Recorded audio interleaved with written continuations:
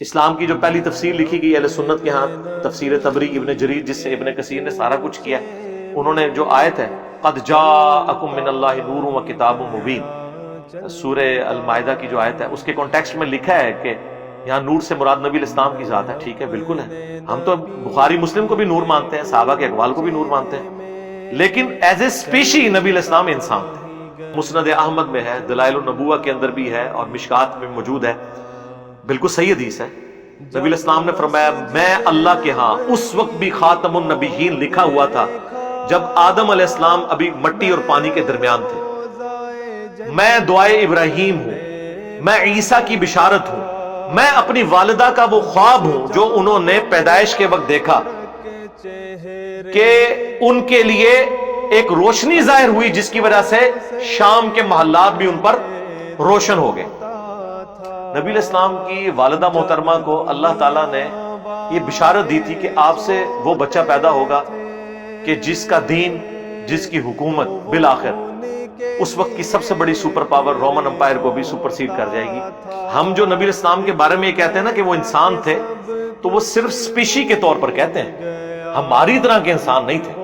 یہ ذہن میں رکھیے گا. بخاری مسلم میں حدیث ہے نبی الاسلام وصال کے روزے رکھتے تھے، ایک روزہ افطار کیے بغیر اگلا روزہ، یعنی کنٹینیوس 3-3 4-4 دن کے روزے.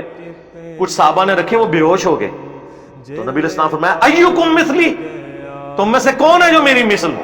کسی نے نہیں پڑھا قل انما انا بشر مثلکم، نہیں پڑھا. ان کو پتا تھا کہ حضور کیا بات کر رہے ہیں.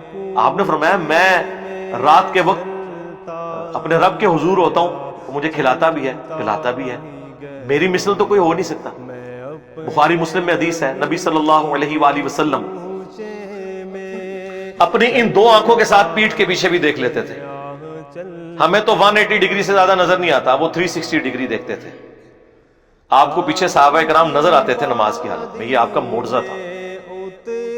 ہماری آنکھیں تو نہیں دیکھ سکتی. بخاری مسلم میں حدیث ہے نبی الاسلام نے نماز کسوف پڑھائی، جو سورج گرہن کی نماز ہے، اس میں چند قدم آگے بڑھے، ہاتھ بلند کیا، پھر واپس کیا. صحابہ نے کہا آج آپ کو ایسا عمل کرتے ہوئے دیکھا جو پہلے نہیں دیکھا.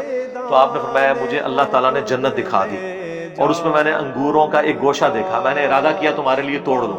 اب جنت 7 آسمانوں کے اوپر، ہاتھ بھی وہاں تک پہنچ رہا ہے، تبھی تو توڑنے کا ارادہ کیا اور دیکھ بھی لیا. اور پھر فرمایا کہ نہیں، پھر میں نے اسے ترک کر دیا، اور اگر میں توڑ لیتا تو تم ہمیشہ کھاتے رہتے، کیونکہ جنت کی نعمتوں کو فنا نہیں ہے. ایک آپ نے دانا توڑنا تھا، دوبارہ لگ جانا تھا، وہ جنت کو تو فنا نہیں ہے. لیکن وہ پردہ جو بخاری مسلم میں حدیث ہے کہ جنت کی نعمتیں وہ ہیں جو نہ کسی آنکھ نے دیکھی، نہ کسی کان نے سنی، نہ کسی کے دل پر ان کا کبھی گمان بھی گزرا. تو وہ پردے میں نہیں. اب نبی الاسلام کی نگاہ مبارک. پھر بخاری مسلم میں حدیث ہے نبی الاسلام کے پسینے سے خوشبو آتی تھی، حتیٰ کہ آپ کا پسینہ لوگ عطر کے طور پر استعمال کرتے تھے، اپنی خوشبو میں ملاتے تھے، اور نبی الاسلام اسے انڈورس کیا کرتے تھے کہ ہاں تم یوز کرو. صحیح بخاری اور مسلم میں حدیث موجود ہے نبی الاسلام کا جو وضو کا بچا ہوا پانی، جب صحابہ کرام آپ ایک بڑے تھال میں وضو کرتے تھے نا، تو وہ تھال ضائع نہیں کیا جاتا تھا. وہ حضرت بلال جب باہر لے کے آتے تھے تو صحابہ کرام اس میں سے اپنے جسم کے اوپر تبرکن ملتے تھے. ایک تو بخاری میں صلح حدیبیہ والی حدیث ہے نا، بڑی لمبی، اس میں تو حضور وضو کر رہے ہیں، وہاں تو ڈائریکٹ وہ اپنے چہرے پر اور برکات حاصل کر رہے ہیں. مسلم شریف میں حدیث ہے نبی الاسلام سخت سردیوں میں بھی فجر کی نماز کے بعد جب باہر نکلتے تو مدینے کے لوگ اپنے بچوں اور غلاموں کو بھیجتے تھے برتن اٹھا کے، اور حضور علیہ السلام ہر برتن میں اپنا ہاتھ ڈالتے جاتے تھے برکت کے لیے. اور اخلاق دیکھیں، سردیوں میں کس کا دل کرتا ہے یار ٹھنڈے پانی میں ہاتھ ڈال، لیکن اب جتنے لوگ آتے تھے حضور کسی کو محروم نہیں لوٹاتے تھے، اور برکت ہوتی تھی اس کی. ظاہر ہے آپ کے مبارک تبرکات کی برکت ہے. آپ علیہ السلام کے ڈائریکٹ تبرکات کی بھی، انڈائریکٹ بھی. ڈائریکٹ تبرکات میں صحیح بخاری میں ایک تابعی کہتے ہیں کہ رسول اللہ کا ایک بال میرے پاس ہونا دنیا اور جو کچھ اس کے اندر ہے اس سے بڑھ کر مجھے محبوب ہے. اور بخاری مسلم میں حدیث ہے نبی علیہ السلام نے حج یا عمرے کے موقع پر جب حلق کروایا، اپنے بال منڈوائے تو حضرت طلحہ کو دیے اور کہا صحابہ میں تبرکن تقسیم کر دو. نبی علیہ السلام نے خود تقسیم کروائے اپنے بال مبارک. حتیٰ کہ صحیح بخاری میں آتا ہے ام سلمہ ہماری جو ماں ہے سلام اللہ علیہا، انہوں نے رسول اللہ کے چند بال ایک ڈبیا سے نکالے اور کہا کہ یہ نبی اسلام کے بال ہیں، ہمارے محلے میں جب کوئی بیمار ہوتا ہے تو ہم اس کا دھون اسے دیتے ہیں، وہ برتن بھیج دیتا ہے تو وہ شفا کے طور پر استعمال کرتے ہیں۔ یہ صحیح بخاری میں ہے۔ صحیح مسلم میں اسما بنت ابی بکر نے رسول اللہ کا کرتا نکالا، کالے کلر کا کسروانی تیالسی جبہ جس پہ گوٹ بھی لگی ہوئی تھی، اور کہا کہ یہ نبی اسلام پہنتے تھے، اور یہ سیدہ عائشہ کے پاس تھا، اور ان کی وفات کے وقت میں نے ان سے لے لیا، وہ بڑی بہن تھی ان کی، اور ہم اس کا دھون مریضوں کو شفا کے لیے پلاتے ہیں۔ اب یہ کرتا تو انڈائریکٹ تبرک ہے، چلے بال تو آپ کہہ سکتے ہیں جسم کا حصہ ہے، اب کرتا تو جسم کا حصہ نہیں ہے، لیکن اس میں بھی تبرکات، لیکن اس کی بنیاد پہ یہ آج کل کے بزرگ پیر حضرات اور کہتے ہیں یہ عبد القادر جیلانی کا بال ہے، یار حضرت ابو بکر عمر عثمان علی کے بال کدھر ہیں؟ انہوں نے تو تبرکن کوئی جاری نہیں کیا ہے۔ اور یہاں 2014 کے دھرنے میں ڈاکٹر طیب القادری صاحب اپنا پسینہ پونچھ کے ٹیشو پیپر تبرکن دے رہے تھے، اور پلی یہاں سے لیتے ہیں۔ الیاس قادری صاحب کتنا عرصہ اپنے منہ سے نکلی ہوئی ہڈیاں اور یہ باقی چیزیں لوگوں کو تبرکن تقسیم کرتے ہیں اور پلی یہاں سے لیتے ہیں۔ پھر جب ہم یہ کہتے ہیں کہ تم لوگوں نے یعنی عزتیں رسول اللہ کے نام پر اویل کی ہیں، لیکن پھر ڈاکہ مارا ہے ان کی عزت کے اوپر کہ تم نے وہ سارے پروٹوکول اویل کیے ہیں، کیا خلفائے راشدین بھی یہی کچھ کرتے تھے نبی اسلام کی احادیث کی بنیاد کے اوپر؟ انس بن مالک کہتے ہیں میں نے آج تک، بخاری مسلم کے الفاظ ہیں، کوئی ریشم اور دباچ ایسی نہیں چھوئی کہ جو رسول اللہ کے ہاتھ سے زیادہ نرم ہو، اور آپ علیہ السلام کے ہاتھ کی خوشبو ایسی تھی گویا کوئی عطردان جو ہے وہ اپنی وہ صندوق کھولے تو اس میں سے وہ ساری ہوا اور فضا بنتی ہے، نبی اسلام کے مبارک ہاتھوں سے ایسی خوشبو آتی تھی۔ مطلب یہ نہیں کہ آپ کی زندگی کو پیروں والی تھی تو اس لیے آپ نرم تھے اتنے، نہیں، آپ نے تو بڑی ٹف لائف گزاری ہے۔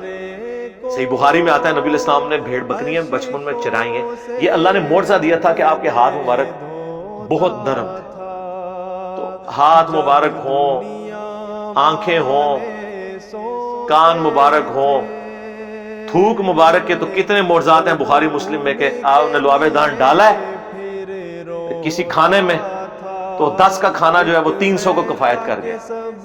ٹھیک ہے، بخاری مسلم میں غزوہ حنین کے موقع پر بس ایک مٹھی بھری ہے زمین سے کنکریوں کی، 12,000 کا لشکر بھاگ گیا، نبی علیہ السلام کے ساتھ جو تھا صرف 80 بندے آپ کے ساتھ رہ گئے، اور آپ آگے بڑھ کر کہہ رہے ہیں انا النبی لا کذب انا ابن عبد المطلب، میں نبی ہوں اس میں کوئی شک نہیں، میں عبد المطلب کا بیٹا ہوں۔ اور پھر آپ نے یوں جب مٹھی ان کی طرف پھینکی تو ساروں کی آنکھوں میں جا کے وہ کنکریاں پڑی اور وہ اندھے ہو گئے، اور مسلمانوں کو اللہ نے فتح دے دی۔ تو اس طرح کے معجزات۔ پھر بخاری مسلم میں حدیث ہے نبی علیہ السلام صلح حدیبیہ کے موقع پر جب پانی نہیں تھا، ایک برتن میں تھوڑا سا پانی جمع کیا صحابہ نے، آپ نے اپنی مبارک انگلیاں اس میں ڈالی، صحابہ کہتے ہیں پانی کے چشمے جاری ہوئے۔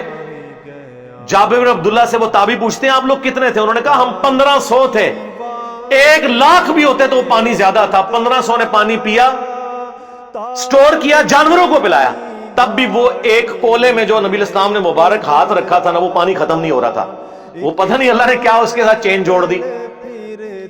مسلم شریف میں حدیث ہے کہ حضرت عمر فاروق رضی اللہ تعالیٰ عنہ نے ایک سفر کے دوران حضور سے کہا کہ کھانے پینے کو کچھ نہیں ہے تو ہم کچھ جمع کرتے ہیں، آپ برکت کی دعا فرمائیں، تو ایک برتن لا کے رکھا گیا، آپ نے اپنا ہاتھ رکھا۔ اچھا یہ ذہن میں رکھیے گا، یہ کریشن ایکس نہیلو کبھی نہیں ہوئی ہے، جب بھی ہوا ہے نا تو یہ کہ کھانا تھا اس میں لعاب ڈالا، برتن تھا پانی والا اس میں ہاتھ ڈالا، زیرو سے کبھی سٹارٹ نہیں ہوا، یہ اللہ کی کوالٹی ہے۔ ہاں عدم ماس سے وجود، چیزوں میں برکت وہ اللہ تعالیٰ مخلوق کے ذریعے کرواتا ہے، لیکن یہ ساری عقیدتیں نبی الاسلام کے ساتھ صحابہ کرام کی اس وقت تک تھی جب تک نبی الاسلام دنیا میں تشریف فرما تھے۔ بخاری مسلم میں ہے کہ بارش نہیں ہو رہی، آ کے دعا کروائی ہے، بارش ہو گئی۔ بخاری مسلم میں ہے کہ حضرت ابو ہریرہ یاداشت کا مسئلہ تھا، دعا کے لیے کہا، حضور نے یوں کر کے ان کی چادر میں ڈالا، اس کے بعد کہتے ہیں میں کوئی حدیث نہیں بھولا جب سے میں نے سینے لگائی۔ یہ معجزات ظاہر ہوتے تھے نبی الاسلام کے۔ صحیح بخاری میں ہے آپ علیہ السلام نے ایک صحابی کی پنڈلی ٹوٹ گئی، اپنا مبارک ہاتھ پھیرا، وہ کہتے ہیں اس طرح ہوگی کہ اس سے پہلے کبھی ٹوٹی ہی نہیں تھی۔ اب یہ سارے وہ معجزات تھے جو نبی الاسلام کی مبارک زندگی میں صحابہ کرام اویل کرتے تھے، لیکن جیسے ہی نبی الاسلام کی وفات ہوئی ہے آپ کی قبر پہ جا کے کبھی کسی نے نہیں مانگا۔ بلکہ اس کے الٹ ملتا ہے. صحیح بخاری 1010 نمبر حدیث ہے 1010.